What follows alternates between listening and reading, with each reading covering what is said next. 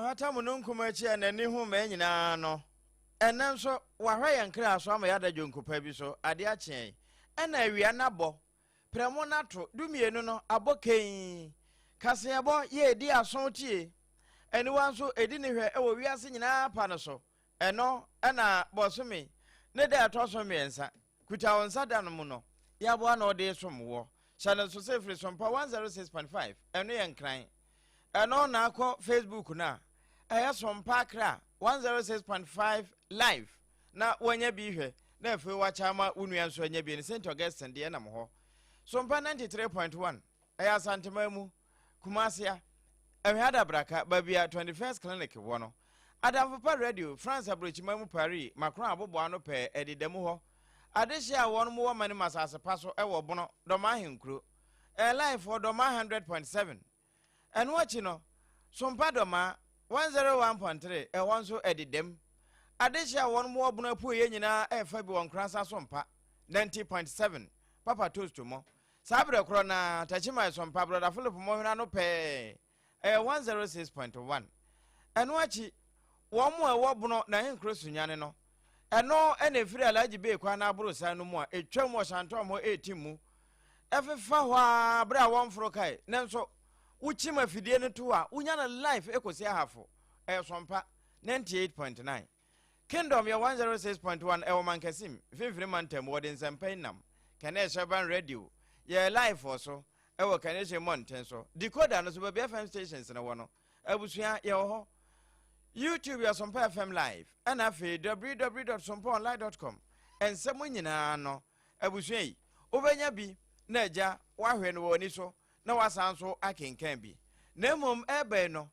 enya se ye nyanyame o nanso ehote the perfect baby diapers wa moye kama pa mofra de no esiesie ni pedua and afi Endpoint Homeopathy Clinic Dr. Kwaten wone Dr. Dubu Atemo wo mutwa yade so ama won kwa na ayetenten Haja special local foods enuane pafi hacho atomike hwa ana afi kasa natural mineral water abuju nsu a eno enanyarewa yefa wonsuo mu ye no munti yenhia bie yende ase nsu ebenom eyese yehwe nchen no wakuta yemu awiei wakenkamfo triple way man eja pia APAM DADAA mene ADWOA ASARE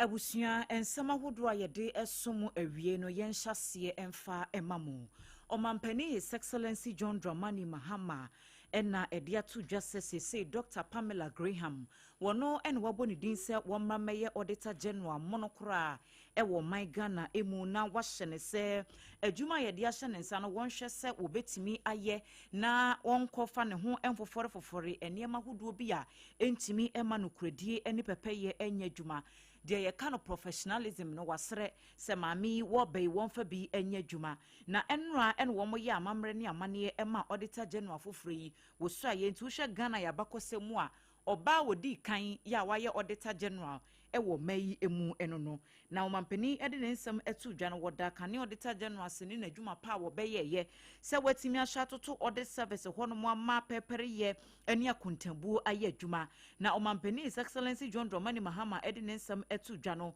wo kire mu sese ye ka kontambu a esese aban enyumaku ahodo ye wo mayi emu government institutions no agencies ahodo ne atena ya ahodo no wo mu nyina hu ne se enye nipa ba ko adwuma na emom se ye de adwuma bi ahye onsa na esese wo hye na wonso utimi ma eso ebanfaso opi wo se na ban yi bekosoa ede emwa biara ehia ama mi betimi de aye adwuma na ma adwuma no mfaso de abaso no wo de beboa atena na ama audit service honom so no eniema etimi akoyi ntichu ene abefu nimde ne akade ahodo a wo mu hia ensem a omampani His Excellency ede tu dwane bini.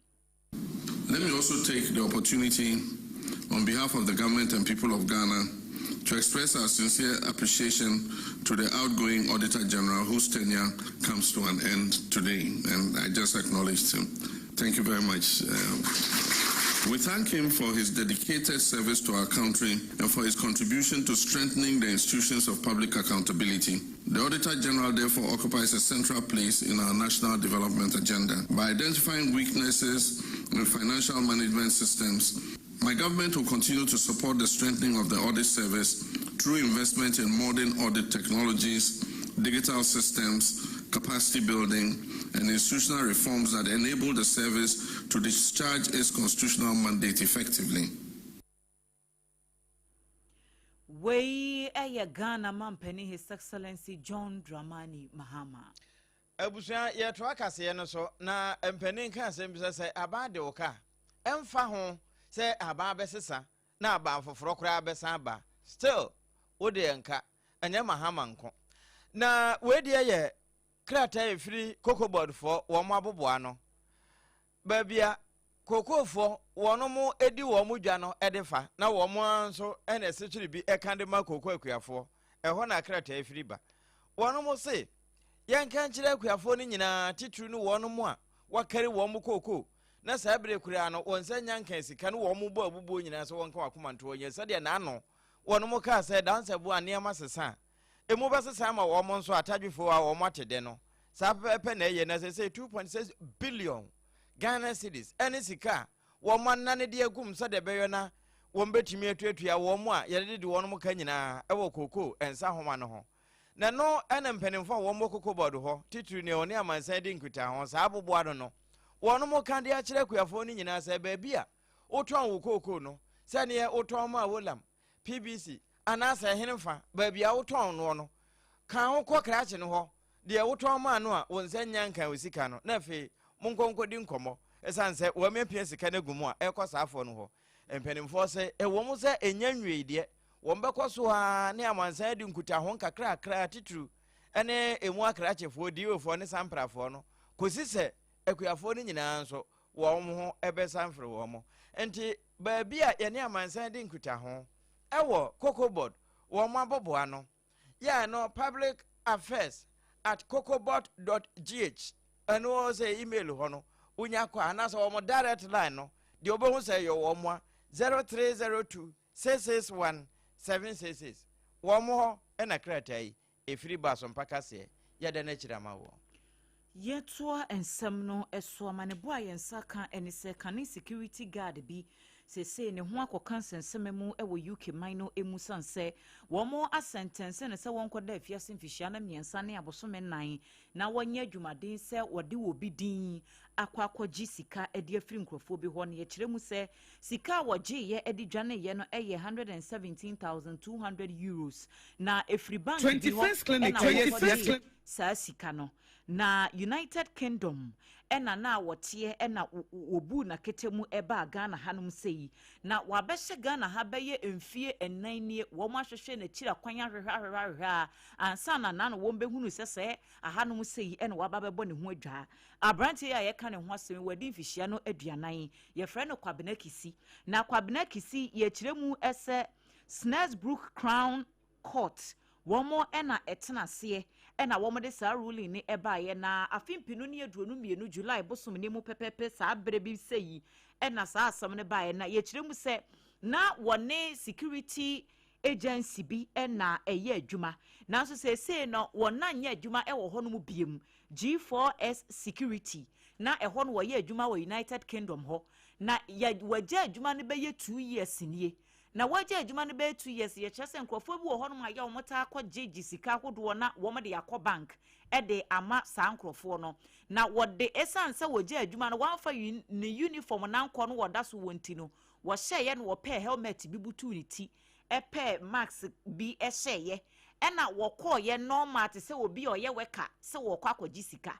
enti wo ma wagye sika ni nyina e na wo kọ pay trash bin rubbers ya ye de etwe bola yi ena wokope bie no odi sika ne hyemu na kyese wo peki uba bi wo ho ena pua wokoye enti hours later ena G4 security staff na wo ye correct staff no wono asan ba the same point wono mo se wo ba be sika no so